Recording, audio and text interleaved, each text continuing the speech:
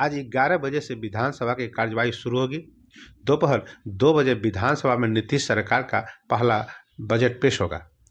बता दें कि एक दिन पहले ही नीतीश सरकार ने विधानसभा में पेश विश्वास मत में जीत हासिल की थी। एनडीए के पक्ष में कुल 129 वोट पड़े थे। इस बीच विपक्ष ने विधानसभा से वॉकआउट भी कर दिया था। अब जानते हैं नंदकिशोर यादव के बारे में। वो एक भारतीय राजनेता है।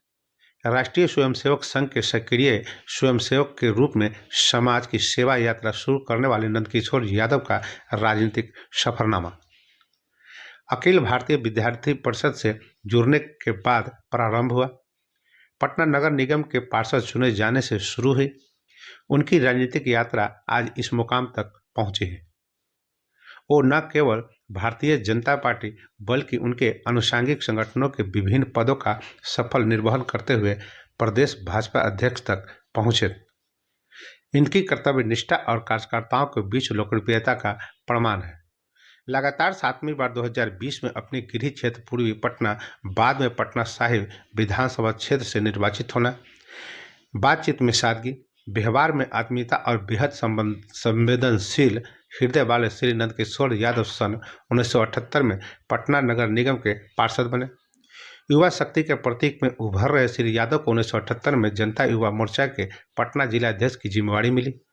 1982 में पटना नगर निगम के उप महापौर बन पूरे पटना शहर की साफ सफाई, बत्ती रोशनी एवं अन्य जन कल्याणी कार्यक्रमों का कार्यान्वयन कर खासी लोकप्रियता हासिल की।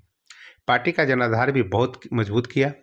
इनकी कार्य पद्धति को देख श्री नंदकिशोर यादव को 1983 में भारतीय जनता पार्टी का पटना महानगर का अध्यक्ष बनाया गया।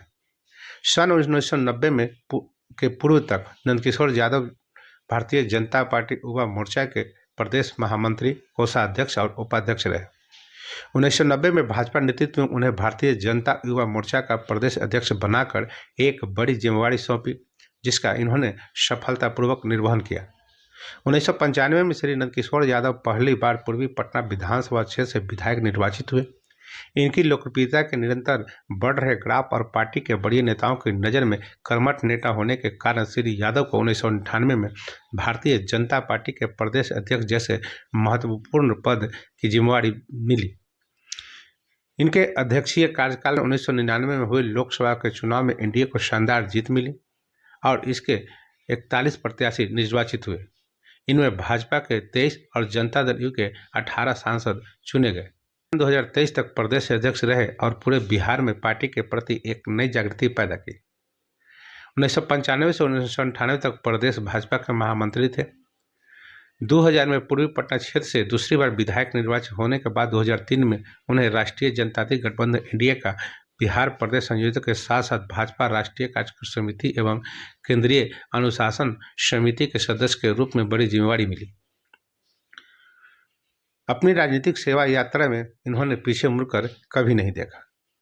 फरवरी 2005 में पूर्वी पटना से तीसरी बार और उसी साल नवंबर में हुए चुनाव में चौथी बार विधायक निर्वाचित हुए। सबसे महत्वपूर्ण बात यह रही कि प्रत्येक चुनाव में इनकी जीत का ग्राफ बढ़ता गया। सन 2010 में 5वीं बार और 2015 के चुनाव में 6ठी बार पटना साहिब पुराना पूर्वी पटना विधानसभा क्षेत्र से जीतकर परचम लहराया। एनडीए के शासनकाल में बिहार मंत्रिमंडल में 4 बार शामिल किया गया। 2005 में श्री यादव पथ निर्माण एवं पर्यटन मंत्री बने। 2008 में स्वास्थ्य मंत्री बनाया गया।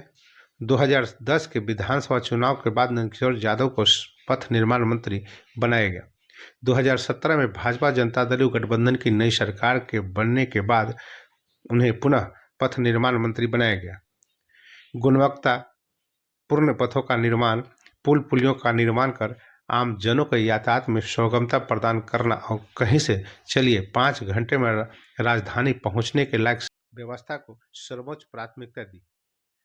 आज जब बिहार के विकास की चर्चा होती है तो सड़कों का विकास सबसे पहले आता है, जिसका सारा श्रेय श्री नंदकिशोर यादव को जाता है। नीतीश कुमार के भाजपा से अलग होने के बाद 2013 में यादव को बिहार विधानसभा में नेता प्रतिपक्ष की जिम्मेवारी मिली। नेता प्रतिपक्ष के रूप में विधानसभा में दिया गया भाषण इतना लोकप्रिय हुआ कि उसे बुकलेट के रूप में प्रकाशित कर हजारों हजार प्रति आमजनों के बीच बांटनी पड़ी। सन 2015 में बिहार विधानसभा के लोक सेवा समिति के सभापति बने। साल 2020 के बिहार विधानसभा चुनाव में पटना साहिब विधानसभा क्षेत्र से पुनः निर्वाचित हुए। यादव आज बिहार विधानसभा में प्राक्कलन समिति के सभापति के रूप में प्रदेश की सेवा में लगे हैं। उनके अब तक के सफल राजनीतिक जीवन, अद्भुत संगठित क्षमता और गहरी सहनशीलता का सबसे बड़ा रहस्य विचार भेदभाव रखने वालों के प्रति उनके प्रति व्यवहार भेद नहीं रखना है।